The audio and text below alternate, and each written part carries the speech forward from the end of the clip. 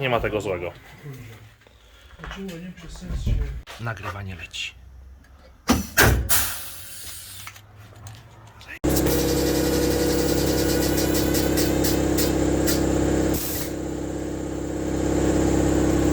A few moments later.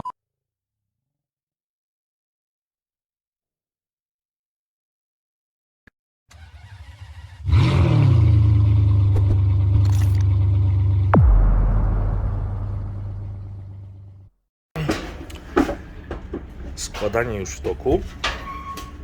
Na chwilę obecną, jak widzicie, jest mocowana druga połówka nadkola. Nadkole w tym samochodzie składa się z dwóch części, jednej i drugiej. No i że było wcześniej rozwiercone, no to wraca na swoje fabryczne miejsca. Poustalane są wszystkie nity, tak jak to było wcześniej. No i teraz, o ile dobrze rozumiem, będą w te miejsca nity wrzucone.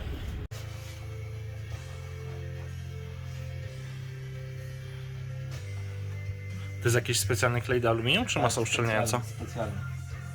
Klejący, uszczelniający jest, nawet wiesz co, on jest dostępny ogólnie, ale jest to oryginalny zamiennik do tych właśnie rzeczy, to sobie tam go później można sfotografować jakby, no wielu ludzi nie wie, który to jest, ale ja stosuję taki sam jak ci z BMW.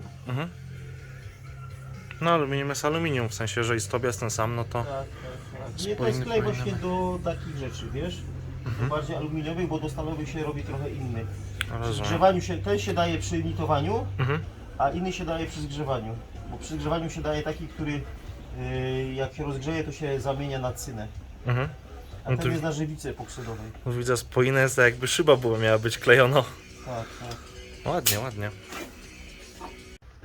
Technologia, można powiedzieć, dosyć prosta.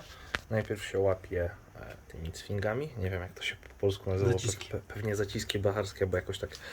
No i jak jest wszystko równo, to przychodzi nit i takowy nit zaciągamy taką oto pneumatyczną nitownicą. Można ręczną, jak ktoś ma siłę, jak Herkules, no ale jak nie ma, to są też pneumatyczne. Nagrywanie leci. Górne wzmocnienie błotnika. 3 nity później i jedną śrubkę już jest na miejscu. Także już widzimy nadkole, górne wzmocnienie, wygłuszenie w międzyczasie, no bo na to już przyjdzie taka płachta, którą zobaczycie za chwil kilka. Tak?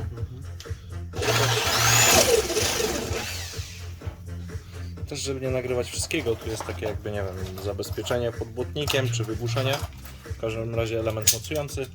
Tu akurat na klej, bo w tym miejscu jest odwodnienie szyby. Taki mini drenik. No i technologia ta sama.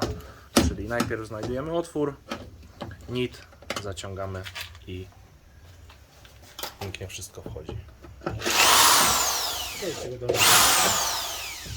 Więc tak, górne wzmocnienie, element środkowy błotnika jest już na miejscu, widzicie, wszystko ładnie ponitowane. Jest to no relatywnie proste, w sensie nowe nity wrzucamy w miejsce starych dziur po nitach. Jest do tego, jak wcześniej widzieliście, użyta taka pneumatyczna nitownica. No idzie to całkiem sprawnie, tu nawet nie wiedziałem, że w tych Jaguarach jest takie dosyć fajne wzmocnienie, to jest wygłuszenie piankowe, jeszcze w takiej fajnej folii, przez to... Nie wiem przez co, ale jest. I to bardzo dobrze. Znaczy wyciszenie samo, tylko czemu ta folia? Pytanie, czy przez to, że tu woda nie leci? Żeby nie wilgoć nie szła. Żeby nie łapało wilgoci z tego okna. O, widzicie, i wszystko wyjaśnione, proszę. Pytam i głosy z kulis mówią co i jak ma być. Żeby to tak w życiu było albo w szkole, nie?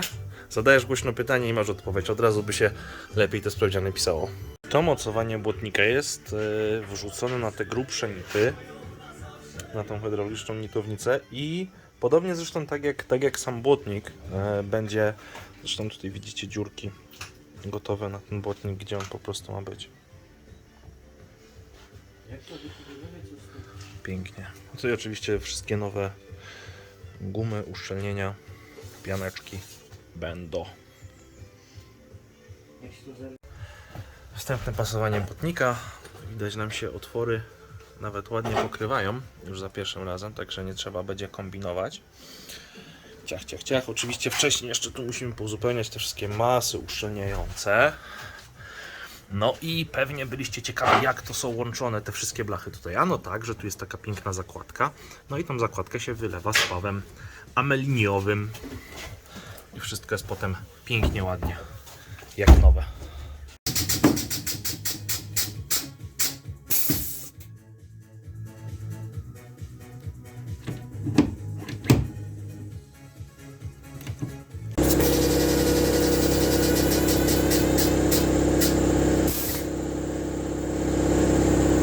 No i minęła sekunda. Tak, na ekranie minęło około sekundy. No i z pierwszego pasowania mamy już nawet nie tyle finalnie spasowane, co po ostatecznym spasowaniu. Wszędzie tutaj ładnie poszedł klej i tutaj również. I jak już to było klejone, połapane tymi szczypcami blacharskimi do utrzymania wszystkiego w ryzach. No i poszły masy uszczelniające tu w tym miejscu. Tak jak to fabrycznie. O, tutaj patrzcie, nawet troszkę tego się wypłynęło. No ale tak ma być, tak zaleca producent. Tak też zrobiliśmy. No oczywiście chyba nie muszę wspominać, że pasujemy te elementy i do drzwi z tej strony, i do klapy z tej strony, żeby na pewno było wszystko geometrycznie zgodne. No i co dalej? Jakie dalsze etapy prac? Tutaj zostało to połączenie zabezpieczone, a raczej zabezpieczone, zespojone migomatem. Jeszcze nie skończone, ale chciałem Wam nagrać ten etap pracy, jak już to jest teraz. Oczywiście to będzie do dokończenia, do przeszlifowania. No i z tej strony jeszcze, ale to zobaczycie zaraz, to nie będę wam spoilerował. Po prostu tak to wygląda, jak już jest spasowane i połapane nitami, jak producent przykazał. Tu dla przypomnienia, jak ktoś nie oglądał, te nity zaciska się z siłą 8 ton na specjalnej hydraulicznej nitownicy. Nie w każdym warsztacie blacharskim jest, ale w każdym z autoryzacją producenta, który akurat posiada aluminiowe samochody, nie wiem, Jaguar, BMW, Audi, Mercedes, takie coś być powinno. Masa uszczelniająca położona. Jak widzicie, też jest ten fragment błotnika, bo to w sumie fragment błotnika jest wylakierowany przed ostatecznym założeniem klapy, a w tym momencie z błotnika ściągamy stary lakier, żeby położyć nowy od podkładu przez bazę aż po klar, żeby wszystko było bardzo ładnie. No i tu jeszcze też taki bardzo mały szczegół, ale nader istotny. Również masy uszczelniające musiały zostać pouzupełniane tu na dole, żeby wszystko było jak należy. No i to tyle. Dajcie znać, czy pomógł Wam ten film z naprawy błotnika, a o tym, jak auto wyszło już całe, jak jest pomalowane, to będzie w dalszej serii z odbudowy tego Jaguara.